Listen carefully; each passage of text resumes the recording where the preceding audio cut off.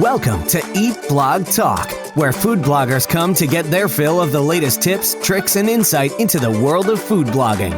If you feel that hunger for information, we'll provide you with the tools you need to add value to your blog, and we'll also ensure you're taking care of yourself, because food blogging is a demanding job. Now, please welcome your host, Megan Porta. Food bloggers, hey, are you looking for new ways to make money as a blogger? If so, we have got your back. We have launched an ebook called Conversations on Monetization. Inside this resource, we take your favorite podcast episodes about monetization and we put them all in one easy, accessible package. We threw a few exclusive interviews in as well. Friends, there are so many ways to monetize your food blog.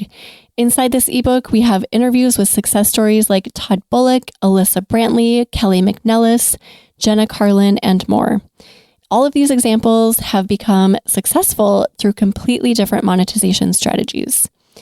Whether you are a brand new blogger looking for your very first revenue stream, or you are a seasoned pro wanting to diversify, this ebook is for you. Go to eatblogtalk.com to grab your copy, and we can't wait to hear your success story with monetization. What's up, food bloggers? Welcome to Eat Blog Talk. This podcast is for you, food bloggers wanting value and clarity to help you find greater success in your business. Today, I will be having a chat with Debbie Gartner from theflooringgirl.com, and we are going to talk about affiliate marketing. Debbie has been blogging about flooring, painting, and home decor since 2011. Originally, this was for her local flooring business. 4 years ago, she found herself $238,000 in debt, so she decided to learn how to monetize her blog. By month 27, her earnings were over $20,000 in profit a month. And at 3.5 years, she had totally cleared off all that debt, which is incredible, Debbie. I just love this. I'm excited to hear about your story, about how you overcame such a massive amount of debt. But first, we want to hear your fun fact. Oh, yeah. I'm not sure if it's that much fun, but I know you have a lot of food bloggers here, and I'm probably one of the world's pickiest eaters. So when Harry Met Sally came out, so many of my friends thought that it was kind of based on me. I'm very picky when I order in restaurants, the way I make my food. So that's my little fun fact. Even when I go to McDonald's. Oh, that's so funny. You know, I often interview people who are food bloggers who either say that they were really picky for a long time in their lives or that didn't even cook until they were 20 or 30 years old. So it's always interesting people's relationships with food and whether they're picky or not, especially for us food bloggers, because a lot of us love and devour food. What is your favorite food? Oh, I love food. I totally love food. And I love chocolate too. If you had to pick one meal to eat for the next week, what would it be? So I guess what I'm currently eating all the time is pasta with pesto sauce. I have this pesto sauce that I love and lots of Parmesan cheese. So I have that and I try to strain out the extra oils that are in there, as those are probably not so good. Oh, I love pesto. It's so delicious. All right, Debbie, well, you did not come here to talk about being picky, but I appreciate you sharing that. I alluded in your bio to a pretty incredible story about just overcoming debt in such a smart way. And I'm so impressed that you were able to do that. I feel like a lot of people would have just thrown in the towel and pulled the blanket over their head and wanted to cry and never come out. But you tackled this and I am just intrigued. So tell us your story. Let's hear it.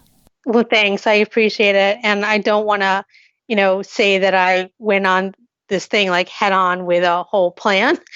So I definitely cried my eyes out for months. And at times I think I probably hyperventilated as well. So it was definitely very, very hard. It came as a big shock and I had 24 hours to make a decision and then pick up the pieces in my life. So, this happened just about 4 years ago, the very end of the year.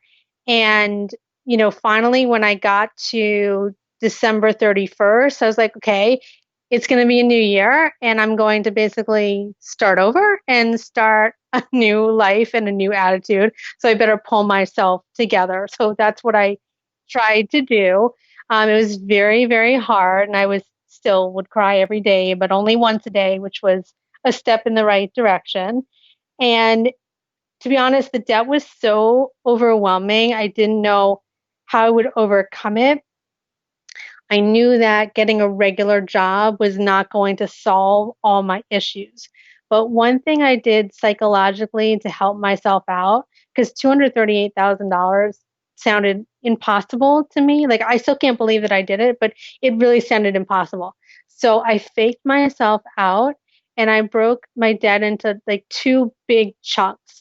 So the first big chunk was just $68,000, and I had to get that paid down in I had 4 years. There was actually a deadline. And I said, I'm going to deal with the other chunk after. And I had I don't know what to call it, but not a long-term loan, but a mid-term loan. And that was coming due, I think around 5 years or so. So I'm like, I'm going to be like Scarlett and I'll think about it tomorrow. So that's what I did. So then it sounded more manageable because I'm like, okay, I just have to make $68,000. And I mean, which still sounded pretty impossible, but I'm like, okay. And then I kind of charted it all out. Like, if I actually had paper, I didn't even have paper. I was so poor, which I'll tell you about in a second ago. But if I had paper, I would have like marked it out on a wall and done those markers of every step along the way. But instead, I did stuff on a computer with spreadsheets. I love that. And I broke out different things I needed to pay. And then every month I would keep, ticking it down. So I would see the progress month after month. But you can do it in the same way that you do like a blood drive or something, and you get to your goal. But that's essentially what I did. Obviously, I cut down like whatever costs I could, but I was already pretty low on everything. Like, I wasn't spending much on anything. So, I had no TV, I had no heating and AC, which sounds worse than it really is because I live in a building. So there was like the baseboard heater, which I guess the building pays for. So I would not get freezing cold, but oh my gosh, get cold. The summer was really awful. So we have a pool, sort of. So we had a pool, and that's why I chose the building. And so I would try to go in the pool the hottest time of day and then soak my clothes and try to stay cool that way, and putting cold towels on and everything. I know, it's crazy. And yeah, seriously, like, everything broke in my house, my vacuum cleaner, my microwave, like everything was just so bad. But it's easy to laugh about now because now I've actually gone through it. But I had so little money that I was afraid to even go to the coffee shop. So I would have to network with people at times so I could try to get some jobs and stuff. And I did not know if I'd have enough money to be able to pay for the coffee or the gas that I used to pay there. But what I basically decided to do after cutting as much cost as I possibly could, I spent like no money on myself. I started getting private label brands and all that sort of stuff. But I basically said, okay, I have a blog, right? And I started this blog in 2011, and I already had a lot of traffic, and I wasn't even trying. So my blog was set up to help with my former flooring business, and it did a good job. But I was getting well over 100,000 page views a month without really trying very hard. And I probably, for a while, did like one blog post a month. But I'm like, I figured out the hard part. Now I just had to figure out all the other stuff, right? So I already knew how to do SEO. So I said, I'm going to learn this. I know it's going to take a while. And so I can't rely on my blog for my income. I need to get something else to supplement. So I basically took on two part-time jobs.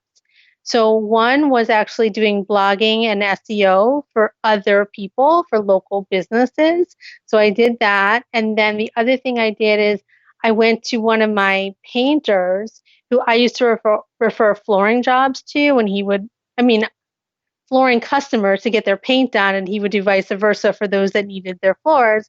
And I just begged him for a job. And first he said no, because it was January, and nobody needs to do home decor here in New York, when it snows and everything. But he came back to me a couple of days later, and he said, I don't really need you, but I know you're really good with a customer, so I'm willing to give you a shot, and I will pay you just based on commission. So if you sell jobs, you make money. If you don't make any, and it doesn't cost me any money. So that's what I did. So I used that to sustain myself while in parallel trying to learn how to make money from my blog. And I also, I live in New York, like right outside New York City. So it's very expensive. And I'm in a condo, and selling it was not an option, and blah, blah, blah, and all this debt. And I, went on Medicaid and all these things. But even so, I needed basically to make $10,000 a month just to not go totally under. And that way I figured I'll be okay. I can buy some time to pay the IRS with whatever taxes I need to. And hopefully, I'll have enough, by the following April to pay everything. So that was kind of my going in attitude. And I'm just doing this for the long term. I need to make sure I don't fall underneath in the short term, if that makes sense. Oh, that is so inspiring, Debbie. I feel like I said this already in the beginning, but yes, you were sad, and you said that you cried during the time when you were trying to figure out how to tackle this. But I feel like so many people wouldn't have moved forward in the way that you did. And I am so inspired and encouraged by you. I think that you have a strength that so many people do not have, and that took so much courage. And I am almost in tears. Like, that is so inspiring to me. So thank you for sharing that. You're welcome. The truth is, I really had no choice. Like, people have asked me this all the time. How did I do it? And I don't know. But I had no choice because, if I just gave up, I would have lost my apartment and all the money I'd put in, for years, and then down payments and all that sort of stuff. And that sounded like a really terrible option. So I just kind of forced myself to get to work and, do what I could and make sure I had a plan that at least logically made sense. And then it was okay, now just, work at it, learn how to do it. So I bought a course or two, and I started to do blogging, and I started to learn how to do affiliate marketing. And then I just, would crank out a post or two a week. And I could see, it was slow at first. I'm not going to kid you. It was really, really slow and disappointing, because you hear all these things about all these bloggers making all this money. And I remember being inspired by so many people. And Pat Flynn was one of my heroes. Like, if it wasn't for him, I wouldn't really know that this was even possible. And, the year before, I'm like, oh, I'll just slap in a few affiliate links on my posts, and I'll make $10,000 doing this. And you're like, you make 2 cents, It's so frustrating. So the good news is I knew it was possible, but I also knew it would take a while. So then it was just like, okay, I need to diversify my income essentially, because I need some sure money coming in, because the blog at the beginning is not a sure thing at all. It's very, very slow. I had traffic. So as soon as I turned the ads on, I made money. And I'm like, yay, look how much money I made. And it was like $700 the first month. And I'm like, that's awesome, because I know it's going to go up, and then it went to, I think, like $1,500. I'm like, oh my God, if it keeps going up like this. But that's not what happens. I plateaued, so I was making like $1,500 and then $1,300 and $1,500. And I'm like, oh my God. And then later in the year, I think around August, I made around $2,000. I'm like, oh my God, maybe this is the start of something new and great. And then I plateaued again. It's just like, oh my God, I'm going to give up. And then, oh yeah, I forgot until right now. So I told you that I had a job working with a painter. So in October of the first year, the painter went out of business. So I no longer had that income. And I started to panic again and hyperventilate probably too. I remember we had a blogging meeting with my networking group. They're all like local bloggers here. And I was going to try to figure out what else to do. And maybe I can do some other, work for people. And I just bawled my eyes out. I could not stop crying. Yeah. And they all started giving me suggestions. And ironically, I could see things weren't working as we weren't getting as many appointments as we needed for painting. So I started to do a few blog posts for painting because then I knew it. And I'm like, let me see if I can get us a business. But then, it was too late. He went under and it was like, okay, don't go to your appointments. Don't call anybody. We're done. I'm like, God.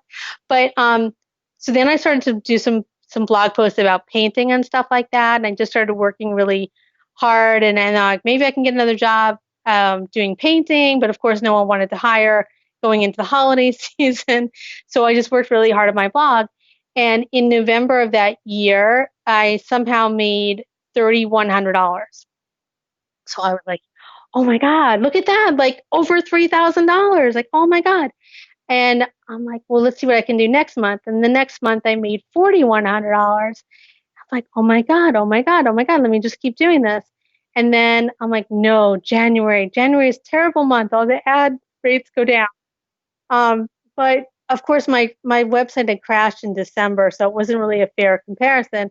But in January, I made, I think, $4,400. I was like, oh my God, look at that. I'm like, oh no, February is a short month. It's only 28 days. What am I going to do? I got to find some more jobs. But I somehow made $6,300. And then the month after I made like $6,600 because I just kept writing more blog posts and I started to get the hang of affiliate marketing. So then as I was getting more traffic, I made more on ads, but I also made more on affiliates at the same time. And then, a couple months later, I made $8,000 and then I made a few $100s more. And then by July of that year, I made I'm always talking profit here. So I hate when people just share their revenue and not profit. So, but I made $10,100. I'm like, oh my God, I actually made $10,000. Like this is actually like a decent job, at least for my area. It's hard to get by with that amount of money here. But anyway, so then I hired my first VA part-time. I was very nervous. And then the next day on August 1st, there was a Google algorithm reset. Just like, oh boy. Yeah. And a lot of my traffic came from there. I also do very well on Pinterest too. But I was just devastated. I'm like, oh my God, I have just worked hard for like 18 or 19 months in a row. And now it's all ruined. And I could not believe it. But thankfully, there was another Google algorithm update on September 27th. Yes, I can remember these dates. And then I started doing better than before. And I'm like, oh, this was a setback, but you know what? Things change. And I just kept, working at it harder and harder. And then from there, I made like $11,000 and I made $12,000. And then the next month I made $14,000. So after a while, once you figure out like what's working, it becomes rinse and repeat. And you just have to do it more and more. But until you get to that point, this blogging thing can be so frustrating because you're working really hard, you're not getting much money. And then, later that year, at the very end of my 2 years, I created my first ebook and that did really well. I was totally surprised. And so then, my income shot up. I made like $18,000. And then the next month, I somehow made $24,000. And this was the month I was working towards to try to figure out how to pay my whatever I was going to have to give to the IRS.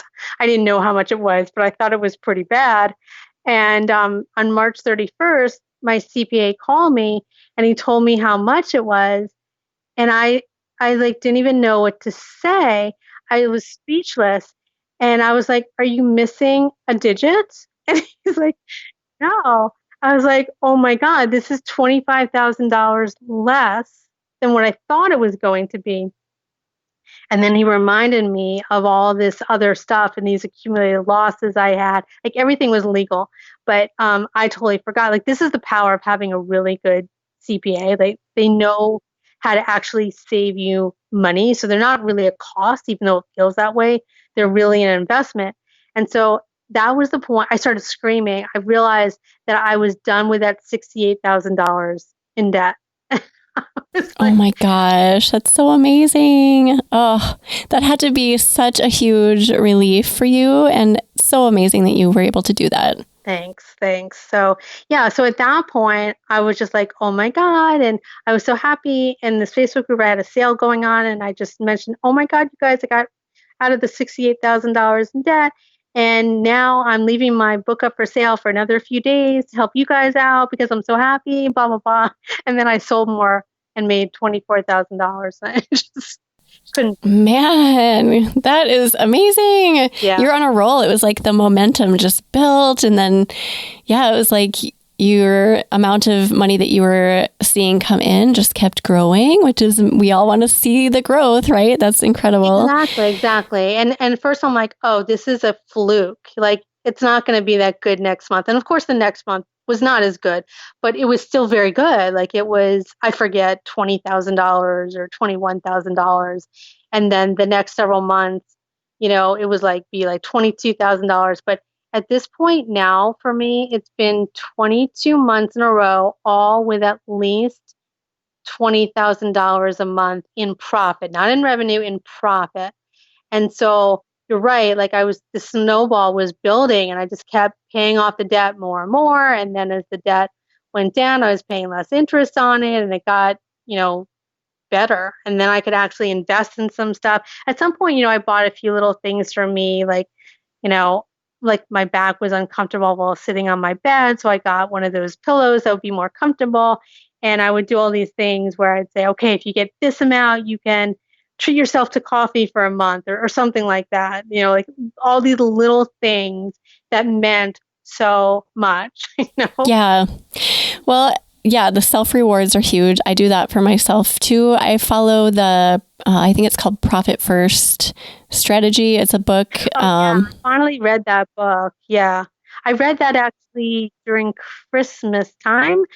And I think that I unknowingly had done some of those things in the way that I would do my bank accounts and put the money aside for taxes and not spend money on this. So I'm reading, I'm like, oh my God, like I kind of did this myself. That's really cool. Good for you.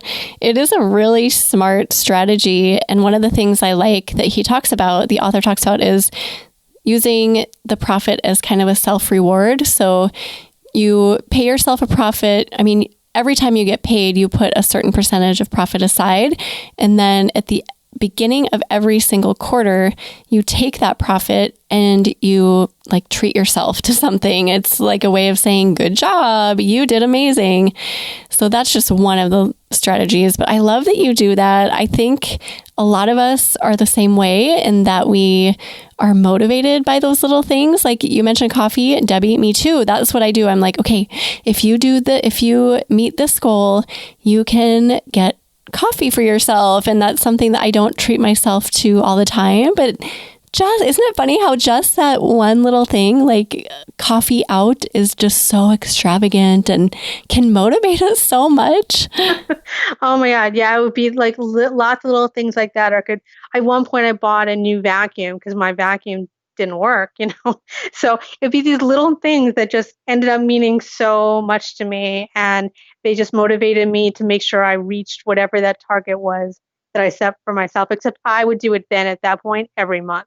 But it would be a small little thing. Yeah, I think that was very smart. So just a couple of things that you said. You said so many good things that I want to touch on before I ask you how you strategize, because I think everyone listening is probably like, okay, great, you made all this money, but tell us how to do it. Tell us how to get started with affiliate marketing and all of that. But first, I just want to point out how awesome I think it is that you broke it into chunks, because seeing that big debt or anything, it doesn't even have to be a debt, but seeing a big problem can be so overwhelming that we can absolutely freeze and not do anything. I deal with this almost every day with my son. He gets very overwhelmed by his schoolwork, and just like how his brain works, more so than others, he gets extremely overwhelmed. And so I have to sit with him every day and say, how do you eat an elephant? And he's like, just gobble it down. I'm like, no, you have to start with one bite. And just taking a chunk of it is all you need to do. And you focus on that one thing. And then when that's done, you're like, oh my gosh, nice work. Good job. Now we need to move on to the second thing. And that, I think, for any problem, whether it's in business or just your life in general, is such a smart way to go about it, because otherwise we would all be like, nope, sorry, I'm going the other way. Oh, I was also going to say I had to get creative with some things, which I forget about this until things come up. But like, I was so broke that my computer was crashing all the time, and I did not have money to buy a new computer. And I'm using my computer in order to blog and make money and to blog for other people where they're paying me by the hour. So it was really a mess. I remember one of my friends who had faith in me. And I think this must have been her idea because I never would have come up with it. But I needed $800 for a computer. So she said that I could borrow it from her and pay her back gradually. And she was not in a rush. And that meant so much to me, because I could actually write a blog post or write whatever I needed to do without losing all my work and having to redo it. And that was a big help. The other thing is it's despite this big mess that I was in, I've always had really good credit, which I think is important. And obviously I paid my mortgage on time as well. But I had from years ago a credit card that I got back when things were pretty bad, like maybe 2010 or something.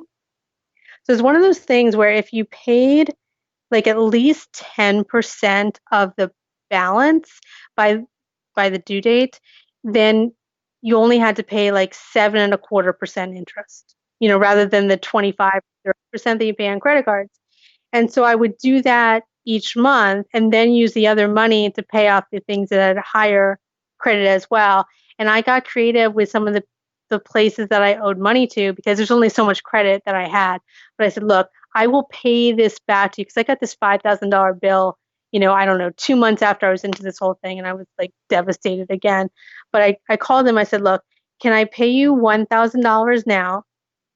I'll pay you $1,000 for each month, because you can put it on this credit card, because as I pay the money off, then there will be more credit and you can put it on there. And they were willing to work with me, because I guess they must have done one of those, what do those people call when they come after you for the money? Oh, like just a debt collector, or? Yeah. So I had a debt collector calling me, because I had this $5,000 bill that I did not know about, and it went to my old office where I had shut it down. And so the letter never got to me, but they were probably at that point happy to be able to get the money that I owe them. And I said, look, I'll get it to you, just need some time to get it to you. So they were willing to work with me. So I did some creative things like that. And with my mom, and my aunt would always get me a birthday present. I mean, not expensive, but small things. So like, oh, I want you to invest in my blog. Maybe you can invest in a course that I want and give me the money for that. Or you can give me a month's worth of coffee that I can get. So remember I told you I had no air conditioning? It was horrible. But in the library, they had air conditioning. So I would go out during the day and the air conditioner, but you can't just sit in the library and not order anything, or a Starbucks or whatever. But I used my birthday presents to do that. So I would do that in July and August to make it through those months. And our swimming pool they remodeled it, so it was closed for like a year. It was just like one thing after another.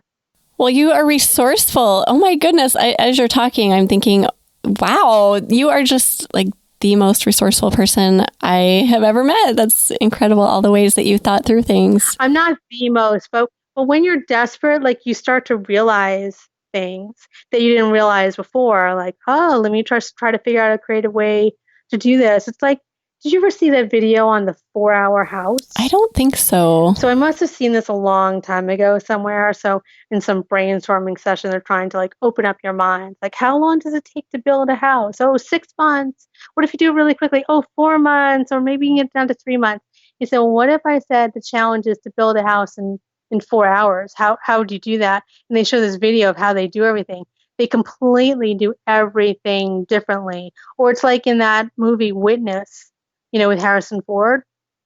The Amish, they built a house in one day. It's the same thing. You just break down all the things that were the previous barriers to your mind and your thinking. And until you do that, you often don't realize what's actually possible. So that's sometimes where the ideas come from when you're pushed to the extreme. Not that I'm creative, because I'm not. Really. No, but that is a good way to frame it. So when you need to, you can really accomplish something like extraordinary. And I always encourage people in the Eat Blog Talk community to push themselves with just getting tasks done more quickly than they think they can, because this is how I work. I'm super efficient because of that. I will give myself the smallest window of time to complete a task, where most people would say that's impossible. You can't do that. And I'm like, watch me, because and anyone can do it. It's not just me. If you sit down and you give yourself 20 minutes to do something that takes most people 3 hours, you can do it. If you are determined, you can get it done. And the 4-hour house I had not heard of, but it's that same principle where you just like remove certain things that are not necessary from the process in order to make it happen. Right. And you're bringing up a really good point, because I feel a lot of times I'm very now, especially because I don't have that same pressure. Can be very inefficient with my time and with my blogging. I'm a very slow writer. And I should start doing more of what you're saying and giving myself those time frames. I just took a course over the weekend, and she actually cranks out a new course every month, once a month. And I'm like, oh my God. And not only that, I think she does it in about 30 hours worth of work. Oh, that's crazy. And I'm like, oh my God. Yeah. So I want to start trying to do some different things like this. And maybe I need to artificially create this pressure for myself, just like I had a few years ago. So thank you for inspiring me there. I just wanted to bring that up because that's such an important point. Most people go into things like what you experienced, Debbie, not having a choice and just having to make it work. But what about the people who go into something that don't have a deadline or a pressing debt to pay or something? How do they make it work? And it's along the same lines as what we're saying, is that you have to use self-imposed pressure and self-imposed deadlines, because without that, I feel like it's so easy just to say, well, I don't really need to do that. I could do this next quarter. And you can always push things back. And so many of us do that. Yeah, and I do too. And I'm really impressed with all these moms out there. Like, I don't even have kids. But they're juggling, kids and now homeschooling too, like all these things. But they always say, like, if you want something done, give it to someone who's busy. And so some of those moms are super, super organized and super efficient with their time. And even myself, like when I had those 2 part-time jobs, I did not have as much time to get all my stuff done. And that probably forced me into getting it done, because I had less time and because I knew that every day that's going by, I'm getting charged interest on that. So just make it happen. Yeah, right. You just make it happen. There you go. That's like the theme, right? Also wanted to touch on just one other thing really quick before we hear about your strategies and how you feel like people should move forward. The ad plateau that you mentioned, I think that is such a real thing that people don't realize getting into display advertising and maybe going through an ad network. But it's so true. And I just want to warn anyone listening that you will go through those times where you're like, oh, it's not going up and it stays the same for a really long time. That is part of it. And just not to be frustrated by that process, because everyone deals with that. And I just wanted to point that out because I thought you said that so well, just the fact that there's a plateau. It's so true. Well, there are many things that happen. I mean, I really believe in diversification for so many reasons. And obviously ad revenue is just one of them. But there's another aspect, which is when it's ad revenue, it's basically, the ads on the page, right? Your media strategy, which you give to a media company, but then it's also traffic. And so traffic, there's only so much of it that you can create. And for me, I was getting maybe around 150,000 page views a month, 160, 100. I couldn't really get much past it.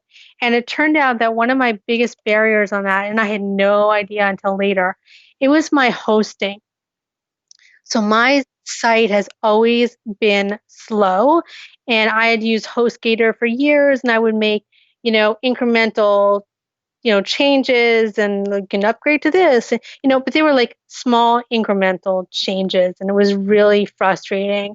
And then I changed to big scoots. Not that people have to use big scoots, but the point is I went from a shared hosting plan to a managed hosting plan. And when I went there, it was really scary at the time because I was barely able to pay my bills. And so it was going to be, I thought it was going to be $100 a month, but at the time, it was only $35 a month, but that felt scary to me. Okay. And I did it, and I'm like, oh my God. And then they improved my site speed. They did a bunch of things. Like, I'm not good at all this tech stuff at all, but they knew what they were doing, and I was paying them to do it, And then, like a month later, my traffic went up. And then it went up and up and up. So I think within like 3 or 4 months, my traffic kind of doubled or something. Maybe it was up 92% or something like that. So I'm continuing to write blog posts, but because of the speed, I didn't realize that my host was holding me back. So they were basically throttling my speed, but I didn't realize that that was a problem. Once I saw the problem solved, I'm like, oh my God, I should have done this 6 months ago. So I've had so many times during these 4 years where I'm like, oh my God, how could I have been so stupid? Like, why didn't I realize this? Why didn't I listen? Or why didn't I discover this from someone else? I'm just so down my pathway of this is what I do.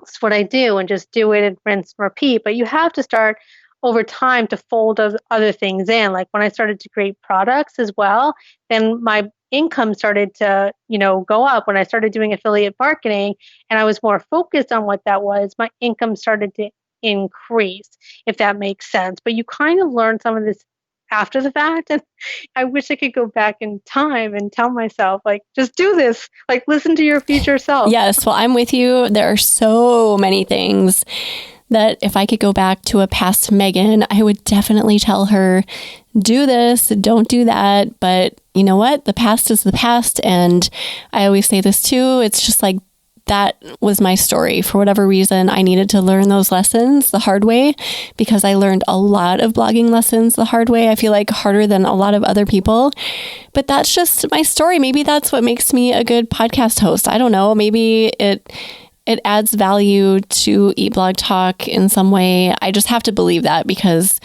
it makes me feel better. Oh yeah, no, I'm sure that's true. And sometimes, yeah, we're just like little kids. We don't even listen to what's obvious or listen to what other people are telling us until we hear it enough times. And that's the thing is I also listen to a bunch of, podcasts and read a lot of things. So you have to constantly be learning in this business because that's how you get better and you improve. And, whatever method that is for you, whether that's listening to a podcast or taking a course or reading blog posts, I don't really care. Just keep learning. Be a constant student. Just keep learning and growing. That is such great advice. I feel like the title of this episode should not just be affiliate marketing because we're covering so much other good stuff, Debbie, that you have tapped into in the past 4 years when you just found the need to make money in a huge way. So I appreciate all the extra stuff that you're delivering. But let's talk about affiliate marketing because I know people will probably dive into this episode wanting to get started with affiliate marketing. What is the best way if someone has no idea, they don't have any previous experience? What's the best way? Okay. So, and I do recommend taking at least one course for affiliate marketing, whatever course that is. I don't really care, but it's very, very helpful to to learn it that way because you see lots of examples. Because I was kind of dense and thick for a while. I didn't quite get it. And when I started to see other people's examples, even if they were in completely different categories, it really, really helped me. But the first thing you want to do is really, as always, like focus on the customer. Like, who is your target audience? What is your niche about? How can you serve and meet those needs? The customer or consumer is always first. I used to work at P&G years ago, so it was always focus on the customer. Focus on what they need. Don't worry about your competition; they'll be there. But learn about what does your consumer need, and if you follow that, everything else will fall into place. So a lot of people ask the wrong question at the beginning, like, what are the best affiliate partners? Like, that is the wrong question. The right question is really, what do my customers need? And how can I tell them the right things to get and advise them, like a consultation, whatever you want to call it?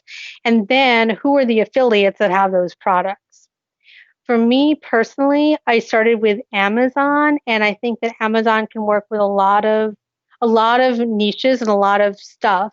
And then it's about finding the right products on Amazon or wherever. And I'm not saying people need to do Amazon, but I just felt it was an easy one to get started with because most people buy from Amazon. They know them, they trust them.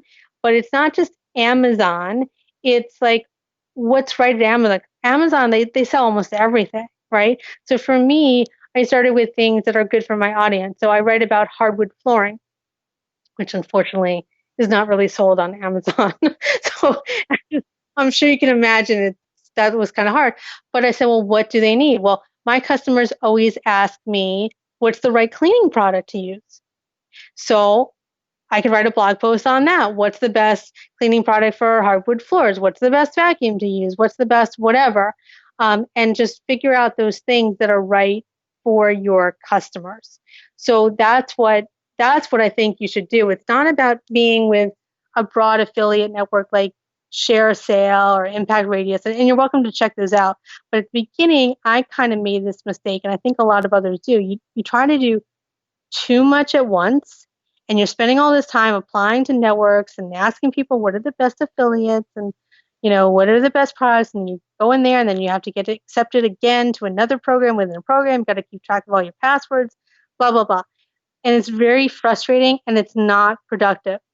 So instead, go the opposite way, which is what does my customer need? How do I write a post about what my customer needs and what are going to be the items and where can I find affiliates for that?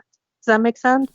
Yeah, that does make sense. And you're right. I think that a lot of people go about this the complete opposite way, but this just simplifies it for us too. It takes that stress out of it. I think that the stress involved in keeping track of it all and, okay, I'm going to put this product out to my audience today, but do I really stand behind it? So it's just getting down to like maybe that one thing to start with. What are they needing? For me, as you were talking, I was thinking through, okay, now what would my people need? The one thing that people ask me about all the time that it's my number one seller through Amazon Associates is a cake pan that fits into an Instant Pot, because I have an Instant Pot cake recipe that requires a smaller cake pan. Like the normal 8-inch version does not fit inside. So they're always like, well, how do I do this? And so that 6 or 7-inch cake pan is number one seller. So maybe I could just like really dig into that, write a blog post about it. That's such a great idea. Instead of just maybe putting a link inside of your recipe post, you could write an entirely separate article about it and say, this is what the pan looks like, and here's how it fits, and just going through why why it really is necessary. So that would just starting really simple, basically. Yeah, so I did a combination because I already had an existing blog, Now, my blog was written for a different purpose. My blog was written to try to find local customers to call me to get an appointment. But I took those blog posts that people were already reading, and then I'd say, where do my links naturally fit in there? And that helped, but it did not get me a ton of money. It's when I went to the next level of what you just said. what do they need and how do I write a specific post on that? So if you often think about, this is not just for Amazon, but for anything, like what's the best blah for blah? So if I were like, let's say I had a sports blog or something, I don't know, but if I just write like, what are the best sneakers? And people search for that, I am never, ever, ever going to rank for that, right? Probably not, unless I'm like a huge power blogger already, okay, which is not where any of us start from. Okay, it's also not very helpful because even if I did rank for that, think about all the people that are coming to that and they need different types of sneakers. So if I substituted what are the best sneakers and I said, what are the best sneakers for people with flat feet? Like that's totally different. Or what are the best, I don't know, soccer cleats or what? I mean, I'm not really a sports person anymore, but the point is that there are different needs for different people. So when you can say, what's the best blah for blah? And then the second blah is basically the type of person or the need, that basically solves whatever the problem is. Because this whole blogging thing is about, sorry about that, this is my Facebook going off. This whole blogging thing is about solving people's questions and solving people's problems. And what are they going to search for on Google? And that's what you want to write something about. That makes complete sense to me. And you spoke through that so well. So I appreciate that. Do you recommend people start with Amazon? Is that a really easy place to start? Or maybe they have something that really would fit the need for their user and it's not on Amazon? What are your thoughts? Okay, so I would say in general, if Amazon can work, try that first. And if Amazon can't, then try whatever you think is most relevant for your customer. But the principles are all the same. So with Amazon, some bloggers say, oh, that's crap. You can't make money on that. You're going to make 10 cents here, 10 cents there, whatever. But the truth is you can make a good amount of money. So I make on Amazon like $4,000 to $5,000 a month, even with the reduced commissions. And it's a few different things. So it's basically getting SEO traffic so that your blog posts rank. And then it becomes a whole volume thing. So even if I'm making, $1 per item that people buy on average, but if I'm, selling 10,000 of those a month, I just made up those numbers, but you get the idea. And then you say, okay, well, can I do the same thing? And instead of it being sneakers, which I don't know how much sneakers cost now, but let's say they cost $100. But now can I find something like that that's in the $200 range? And then if I do the same principle, then I'm making more per transaction, but I'm rinsing and repeating the same process. What is the best blah for blah? So that's a thing. But even though the commission percent may be low, there are many people out there in the world who buy sneakers or buy whatever, versus if you talk about blogging products, which is a whole other ballgame. But a lot of people, when they're new, they'll start to try to blog about blogging. Drives me up a wall, but anyway, they'll be like, oh, I can make $65 selling this hosting or $50 selling this hosting. And that sounds like a high commission item, right? Compared to the dollar I'm going to make on Amazon. But if you don't rank, you're never going to get anywhere, right? And if you don't have the right target audience for that, you're completely irrelevant. So on my blog about flooring and painting, I'm never going to put something on there about how to start a blog or the best hosting. It doesn't make sense. I mean, I get over 600,000 people a month coming to my site, and what percent of them are interested in blogging? Like, what, less than 1%? I mean, so relevance is totally important. So again, you have to think about, who is my target audience? Who are the people I'm trying to reach? Who are the people coming to my site already? And what do they need and want? So if I'm blogging about food, right, then I guess I could be talking to people that want to cook, or can be talking to people that want to eat. And sometimes there's overlap between the two. But what is it that they need? What is their problem to be solved? Am I trying to find ways to, I don't know, that they can save their food in the freezer or batch their cooking, for a week or whatever. I mean, you know better than I do because I'm not a food blogger. But, what are the tools? What are the appliances? Where can people get the best food or the organic food, whatever it is that they need? So many of those things have affiliate partners.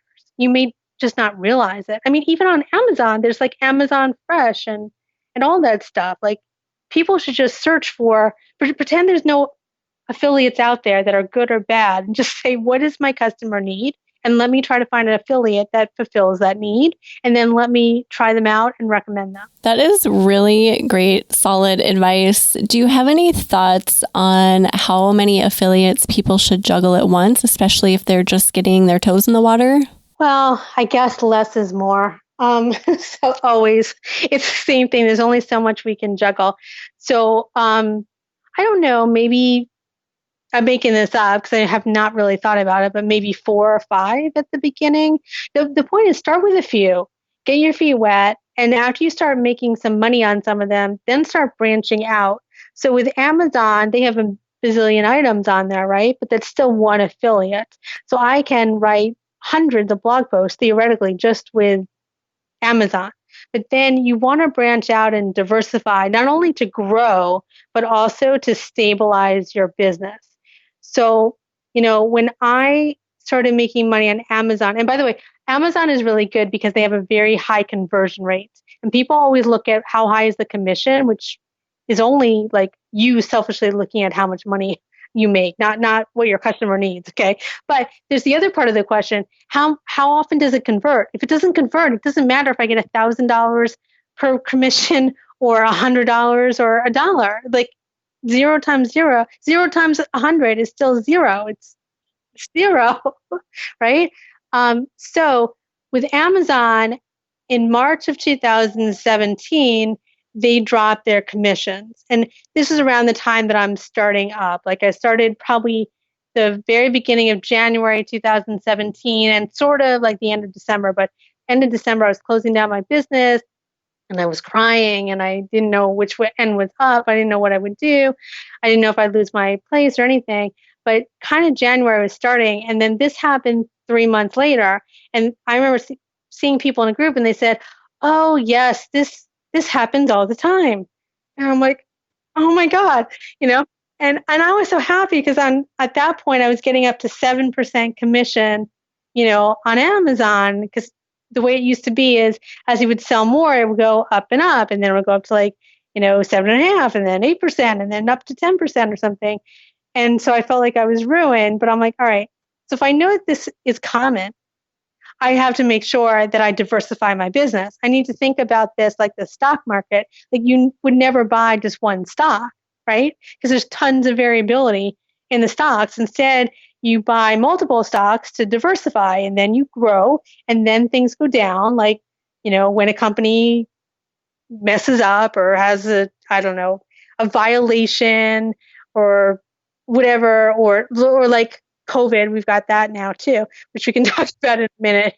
But these things happen all the time. So you stabilize by diversifying in many stocks or in mutual funds, or, ultimately diversifying your asset allocation, like put some in real estate and put some in small cap and large cap and bonds and whatever. And, when you get older, like when the stock market goes down, like it's a big deal, right?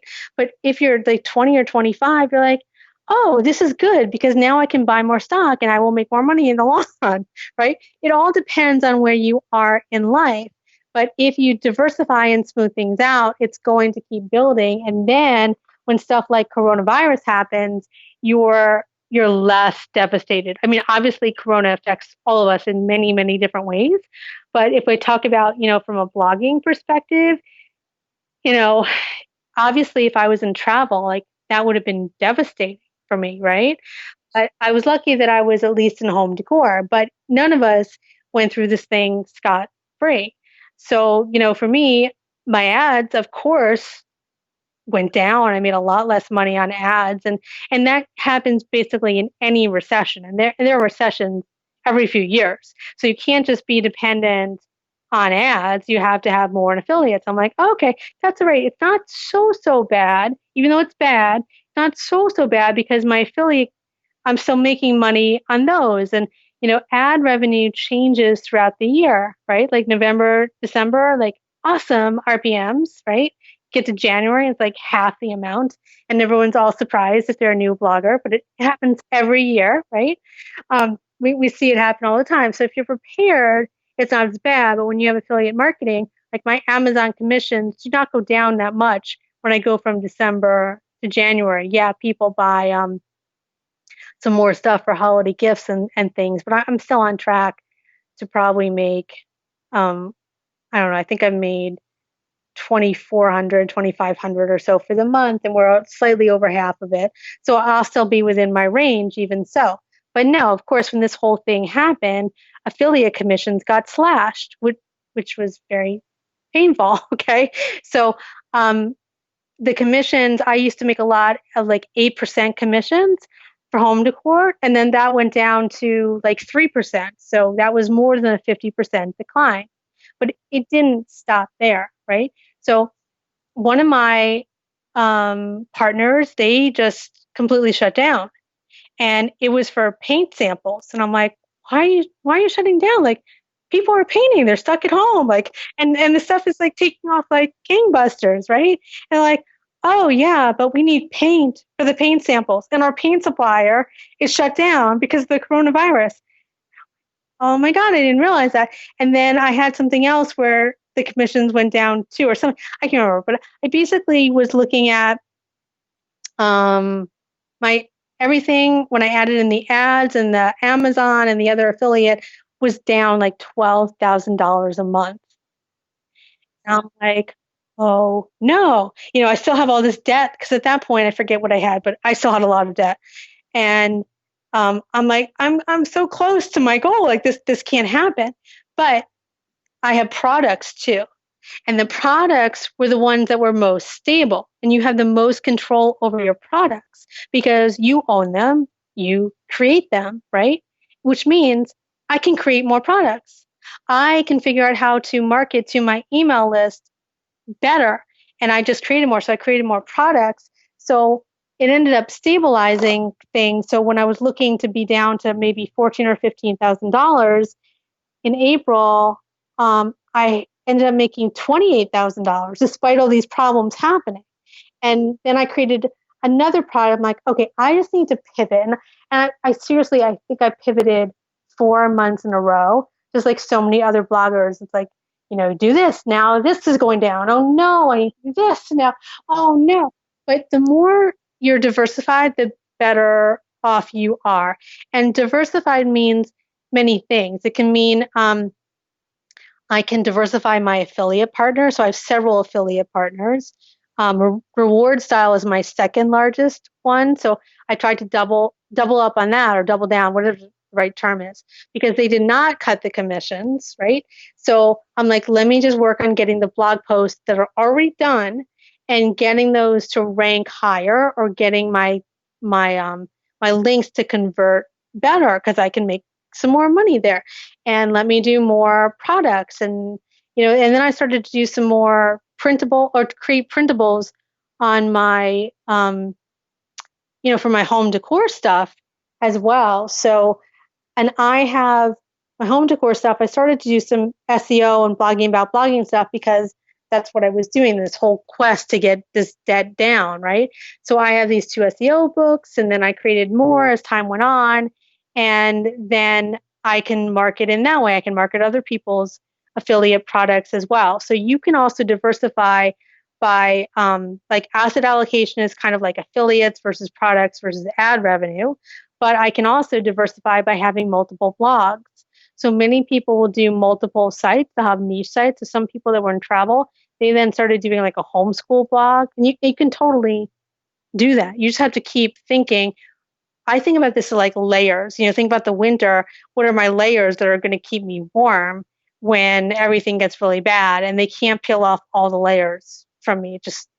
They can't. So the more layers I have, the better off I am. And I just keep trying to look at things like that. It's another layer, another income stream. And it just keeps building and building. What a great perspective and what a great visual too, thinking about it like layers. And yes, I am with you. I told you my story before we pressed record for this interview, but I relied on ad revenue for so long. It's one of those things that I was referring to earlier. If I could go back, I would have done things so differently. But now it's like, okay, it's clear now, and that's all that matters. But now I see so much. I see the importance of diversifying, and I see people wanting to get ads on their sites really badly. And I get it because I was there too for a while. And it's important, and it's a good baseline, I think. Like, ad revenue is a really good, I always call it just a baseline income. Yeah, I totally agree. You cannot rely on it 100% because, like you said, Debbie, there are times of the year when things are not good and the RPMs tank. And for me, it was always the summer months, like when June would roll around. I mean, I was making like half or less than what I made in Q4. And it was devastating. And every year I'd be like, okay, but this is summer. I live in Minnesota. We love summer. We love hot weather. And now we can't do anything because we can't afford it. And it was like every year I was going through this. And now I feel like this whole world has opened up where it's not all about the ads. And there are so many different things to do. And it's really easy to get started with. I mean, we could go onto the topic of so many different things, affiliate marketing, for example, or creating an ebook. This is why we created our monetization ebook for eBlog Talk, because we want people to know this, that it doesn't have to be overwhelming. Right. You can do it and you need to do it. Yeah. I see ads as usually for most people being a starting point. It's certainly not the end point, but it's a starting point, and that's all it is, the starting point.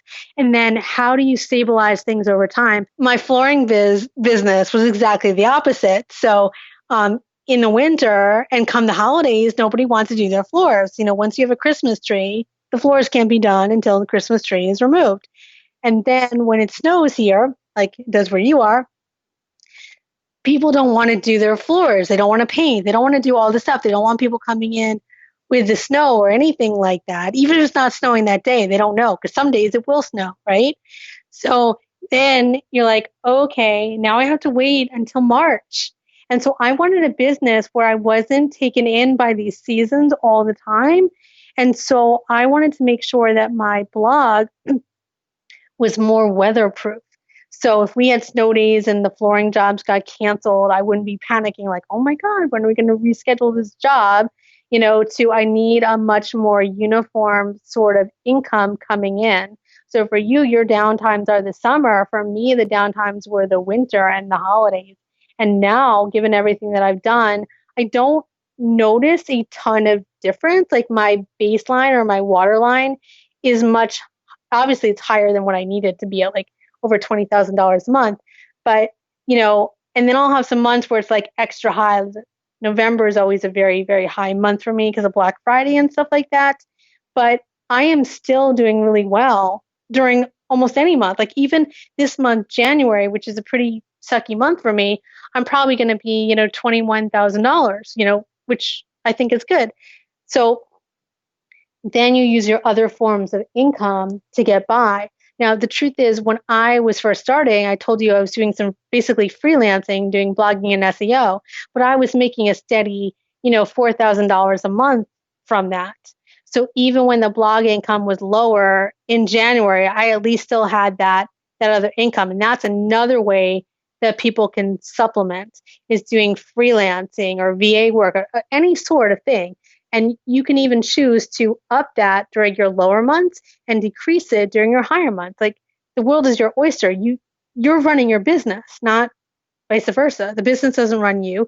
You run the business. And then ahead of time where are my low points going to be and what am I going to do about that to avoid that? Oh, that's so smart. And I love how you think, Debbie. You just think through things in such a way that just makes sense. And I love listening to you talk about all of this, and not just affiliate marketing, but how everything kind of plays together. And you touched on this a little while ago, but you were talking about how affiliate marketing it's great, but affiliate marketing is even better when you focus on SEO. And yeah, blog or ad traffic is great, but ad traffic is even better when you put focuses on other things. So it's not just about affiliate marketing. It's about seeing the whole business and how every piece of it can come together to kind of help the other pieces out. Right, exactly. And so I do a lot of SEO stuff so that I don't have to keep pumping out articles all the time. So I told you I made $4,000 to $5,000 a month on Amazon. I also make $4,000 to $5,000 a month on Reward Style, which seems to be really good for. Actually, it's good for food bloggers too, but home decor, fashion, food bloggers, stuff like that.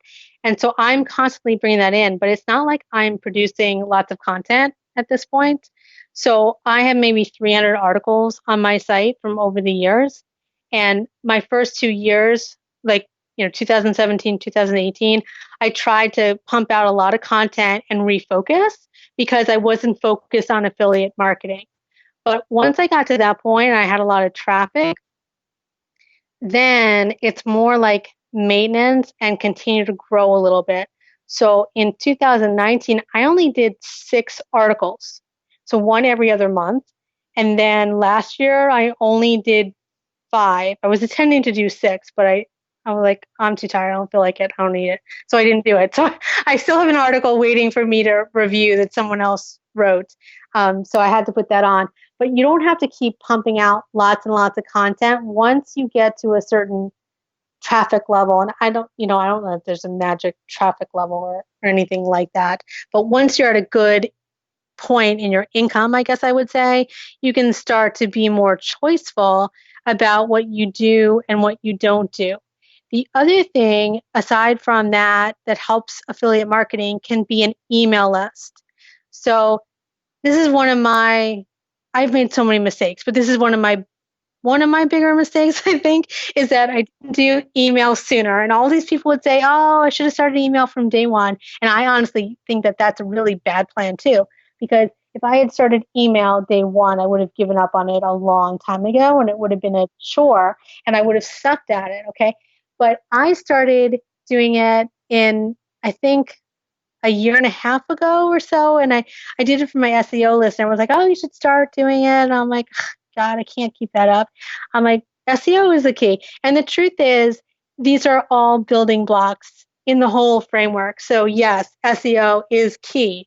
It is. Once you are getting that strong SEO traffic, then you can get more and you can get better email subscribers.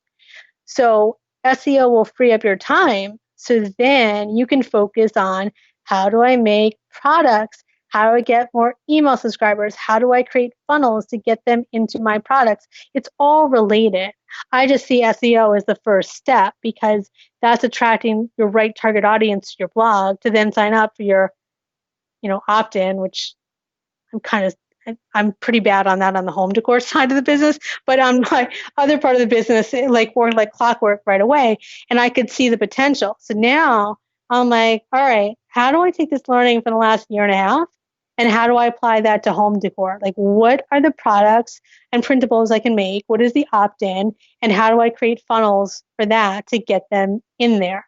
So if I want affiliate marketing, I can either get them in from SEO because people have a need or a question for something, they'll type it into Google, and then hopefully my blog post shows up, they find it, and then they may buy when appropriate. Or I have a trusted audience with my email list, and they know me and they like me and they trust me. And so over time, I can recommend things to them because they know I'm not in this just to sell the highest item with the biggest affiliate commission, right? Like, that's a really poor strategy. And if you're always just selling to your list and trying to make money off of them and you're not helping them, like, you're going to lose their trust. You can't operate that way. But if you start always with the customer, what do they need? What's right for them? What's the logic? Then I can fill that. So, I don't try to sell high-priced blogging courses because I just think many of them are overpriced and that people need to, after going through trying to get out of debt, I want to try to be more conservative with the money and invest wisely. And I guess or imagine that a lot of my email subscribers are the same way, because they came with me on this whole get out of debt journey. So like every month I would publish my income report, and then I'd say, here's how much debt I have left. And like, it would just keep going down and down. And people were like, we're rooting for you, we're on your side. And, I got out of debt on July 14th and I couldn't believe it. And I was like, oh my God. And of course, we're all stuck at home with coronavirus. I'm like, I can't even go on vacation. Like, I was supposed to go to the Jersey Shore, what happened? But hopefully, this year I can maybe do that and, get a vaccine, and because I'm immunocompromised, so I have to be more careful. But I'm hoping that this summer will be my summer. I haven't had a vacation in 5 years. So I really, really want to do that. I really need some time. I need to get out of my apartment too. So you deserve it. You deserve it, and it's going to happen. And I want an email about how amazing it was, because I mean, goodness, the story is so incredible. And if anyone deserves an amazing vacation in 2021, it is you, Debbie. Oh, well, thank you for sharing all of this. My brain is just absolutely swimming with ideas and with inspiration and encouragement, insights, and all of that. And I did not expect this conversation to be so well-rounded and just not just about affiliate marketing, but about so much more than that. It really is about just looking at your business as a whole instead of just piece by piece, piecing it together. Everything really is connected. And you just explained all of that so well. So thank you so much for being here. If there's one takeaway that you would impart to food bloggers about really anything we've talked about today, just one bit of encouragement for their business going into 2021, what would that be? Well, I think you just need to get started and do it and be committed. And I guess related to it is figure out, what is your niche? Like what is your point of difference? So one big mistake that I see people making, and I was tempted to do it at one point too, was they just blog about lots of different things. So they do what's called a lifestyle blog or a lifestyle niche, but it's not really a niche. So you can't be everything to everyone. It's just, you can't. And it's just like the opposite of marketing. So instead, choose, who is my ideal target audience and what are their needs and how am I going to solve that? So I think one of the reasons that I've been successful is I have a blog. It's mainly about flooring and painting. And yes, I do some other home decor stuff, but I try to focus it.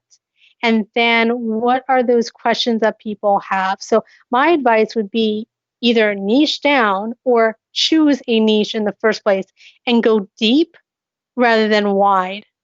You will ultimately go wide on your ways that you're making money, but you will take that one step at a time. If you narrow what it is that you're an expert in and that you can provide value for your customers, people will trust your advice and like your advice, and you will be an expert even if you're not one yet. Like when I started my flooring business, when was it? I can't even remember. It was like the dark ages, but I think 2008. I actually knew nothing about flooring. I couldn't even tell you what was real wood versus fake, and that's how stupid I was.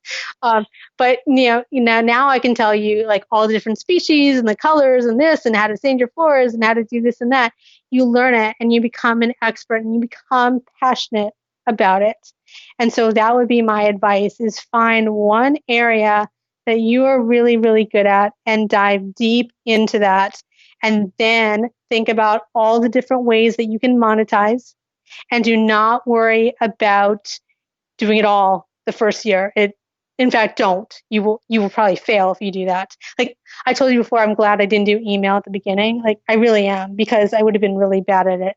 But now I can see all these other people that do really well with it. So I'm like, okay, now I get it. And it becomes more incremental versus at the beginning, it would have been a daunting task. So you got to take this whole thing incrementally, like every month. What's going to be one more thing? So I guess that's my advice. Sorry, a little long-winded. No, don't say sorry, because that was amazing. And I think that is such solid, great advice. So thanks for that, Debbie. And again, just thank you so much for being here. It was such a pleasure to talk to you. You're so fun to talk to. Oh, fun to talk to you too. Yes. So thanks. And I know this is going to resonate with a lot of people listening. This is going to be a great one. Okay, we're going to put together a show notes page for you. So if anyone wants to go peek at those, you can read the transcript there. You can grab any resources that we talked about. You can find those at eatblogtalk.com/Debbie Gartner. And that's spelled with a T, Gartner. So Debbie, why don't you tell my listeners the best place to find you online? And also, I feel like you had a video series or something. Why don't you talk about like anything that you feel might help food bloggers with SEO? Yeah, you have some SEO information that you put together too. Yeah, exactly. So I guess the best place to find me is theflooringgirl.com. And then when you go there, if you want blogging resources and stuff like that, which I have hidden on my site because it's not relevant to my people. But anyway, you can only find it on the homepage. So if you go to the homepage, there are like 8 blocks, and then the 8th one says my books and courses, and you can find everything that I've created there. So I have 2 really, really popular SEO ebooks that you can take a look at. I also have a free SEO course that people can get started with. I can give you a link to that too. And I, of course, have an Amazon course as well, which people can read and they can listen to the videos on there. And I share all my tips and tricks of what I've learned from Amazon over the last several years. That course has been very, very popular as well. But you can find everything in there, probably everything except how to subscribe to my email list, which is really funny. So I should probably create that at some point, but not to worry. If you But I think if you get the free SEO course that is in there, then you will eventually join my email list, and you're welcome to unsubscribe if you think my advice is, awful, and that's totally fine. But that's where you can find me, theflooringgirl.com, and then look for the link for books and courses. Awesome. Well, thank you, Debbie, again for being here, and thank you so much for listening today, food bloggers. I will see you next time. We're glad you could join us on this episode of Eat Blog Talk. For more resources based on today's discussion, as well as show notes and an opportunity to be on a future episode of the show, be sure to head to eatblogtalk.com. If you feel that hunger for information, we'll be here to feed you on Eat Blog Talk.